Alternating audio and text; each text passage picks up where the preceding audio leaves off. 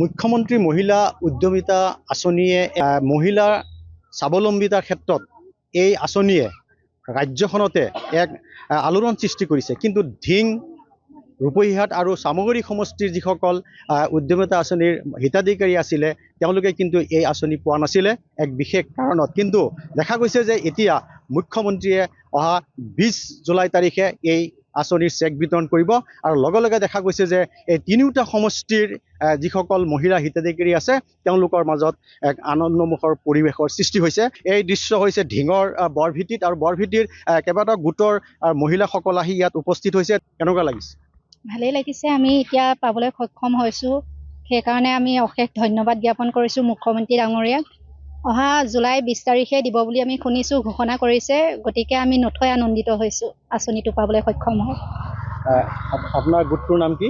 ধৰিত্ৰী আত্মসহায়ক গোট বৰভিটি। হয়। আপোনালোকৰ গোটত কিমান সদস্য আছে? আমাৰ গোটত 15 জন আছোঁ। যদি আপুনি এই 10,000 টকা চেক যেতিয়া পাব এই টকাৰে আপুনি কি কৰিব?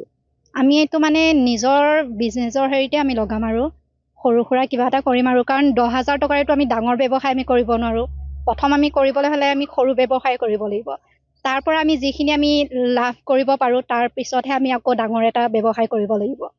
হয়, সকলোৰে কিন্তু উদ্দেশ্য এটাই, তেওঁলোকে স্বাৱলম্বী হোৱাৰ তেওঁলোকৰ আশা আৰু তেওঁলোকে এই টকাৰে তেওঁলোকে কিন্তু কিবা এটা ব্যৱসায়, সৰুকৈ ব্যৱসায় হ'লেও তেওঁলোকে আৰম্ভ কৰিব বুলি তেওঁলোকে কৈছে। আপোনাৰ ওচৰলৈ আহিছোঁ, আপোনাৰ নামটো? মোৰ নাম শ্ৰী শেৱালী শইকীয়া। আপুনি এতিয়া 10,000 টকা চেক পাব, কেনেকুৱা লাগিছে? নথৈ আনন্দ লাগিছে। কিন্তু আপোনালোকে বহুত দেৰিকৈ পালে। দেৰিকৈ পালোঁ যদিও এতিয়া তেওঁ মুখ্যমন্ত্ৰী ডাঙৰীয়া দিবলৈ ওলাইছে যেতিয়া আমি শুনি বহুত নথৈ আনন্দ পাইছোঁ। তেওঁলৈ ধন্যবাদ জনাইছোঁ। শেহতীয়াকৈ হ'লেও যেতিয়া আমাক চেক প্ৰদান কৰিব বিচাৰিছে আমি নথৈ আনন্দিত হৈছোঁ। আপোনালোক সবলবলে যাব? যাম। হয়, দেখা গৈছে প্ৰত্যেকগৰাকী মহিলাই কিন্তু এই টকাৰ কাৰণে তেওঁলোকে আশা কৰি আছিলে আৰু এই টকাৰে তেওঁলোকে যে কিবা এটা কৰিব, নিজৰ পৰিয়ালৰ যাতে পোহপালন দিব পাৰে তাৰ কাৰণে কিছু হ'লেও তেওঁলোকে সকাহ পাব। আৰু মহিলা আছে আমি তেওঁলোকে জানিবলৈ চেষ্টা কৰিম যে বহু দিনৰ মূৰত আপোনালোকৰ যিটো আশা কৰি আছিলে 10,000 টকাৰ চেক আপোনালোকে পাব, কেনেকুৱা লাগিছে এতিয়া? বহুত ভাল লাগিছে। আপোনাৰ নামটো কি? নাৰ্গিছ চুলতানা। আমিতো আশাবাদী দিছিলোঁ 10,000 টকাৰ, সকলোৱে পালে, চব ডিষ্ট্ৰিক্টতে পালে, আমি যিটো পোৱা নাছিলোঁ। এতিয়া শুনি পেলাই ভাল লাগিছে যে আমি পাম, কিবা এটা কৰিব পাৰিম সৰু সুৰা। কি ক'ব মুখ্যমন্ত্ৰী? থেংক ইউ মামা, এইখিনিয়ে ক'ম। হয়, আৰু মহিলা আছে আমি তেওঁলোকক জানিম, কিবা ক'ব? আপুনি কিবা ক'ব? মই ধিং বৰভেটি আত্মসহায়ক গোটৰ সদস্য। মোৰ নাম শ্ৰী লিলিমাই শইকীয়া আৰু মই জিলিঙনি গোটত আছোঁ।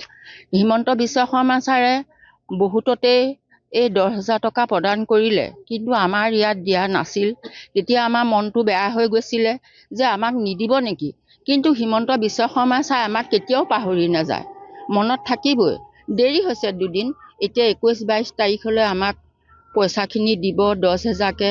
সকলোৱে আমি গোটত আলোচনা কৰিছোঁ কোনে কি কৰিব, কোনোবাই হাঁহ, কোনোবাই মুৰ্গী, কোনোবাই ছাগলী, এনেকৈ কৰি পেলাই মানে এটা 10,000 টকাৰ পৰিমাণে আৰু কিবা এটা কৰিব। গোটত আমি আলোচনা হৈছোঁ আৰু আমাৰ আনন্দ লাগিছে।